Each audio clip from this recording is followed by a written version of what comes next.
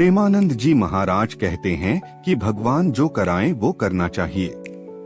वे कहते हैं कि भगवान की इच्छा ही हमारे जीवन को आकार देती है और हमें उनकी इच्छा का पालन करना चाहिए। भगवान की इच्छा का पालन, भगवान की योजना। प्रेमानंद जी महाराज भगवान की योजना के महत्व पर जोर देते हैं और कहते हैं कि भगवान के पास हमारे लिए एक योजना है और हमें उसका पालन करना चाहिए। आत्मसमर्पण, वे आत्मसमर्पण के महत्व पर जोर देते हैं और कहते हैं कि आत्मसमर्पण करने से हम भगवान की इच्छा का पालन कर सकते हैं।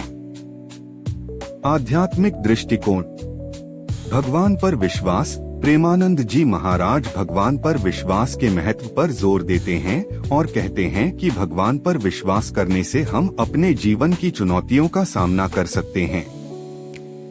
आध्यात्मिक विकास, वे आध्यात्मिक विकास के महत्व पर जोर देते हैं और कहते हैं कि आध्यात्मिक विकास से हम अपने जीवन को सकारात्मक दिशा में आगे बढ़ा सकते हैं।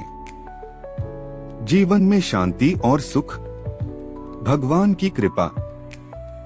प्रेमानंद जी महाराज भगवान की कृपा के महत्व पर जोर देते हैं और कहते हैं कि भगवान की कृपा से हम अपने जीवन में शांति और सुख प्राप्त कर सकते हैं। आंतरिक शांति, वे आंतरिक शांति के महत्व पर जोर देते हैं और कहते हैं कि आंतरिक शांति ही हमें जीवन में सुख और शांति प्रदान करती है। प्रेमानंद जी महाराज के अनुसार भगवान जो कराएं वो करना चाहिए। भगवान की इच्छा का पालन करने से हम अपने जीवन को सकारात्मक दिशा में आगे बढ़ा सकते हैं और जीवन में शांति और सुख प्राप्त कर सकते हैं।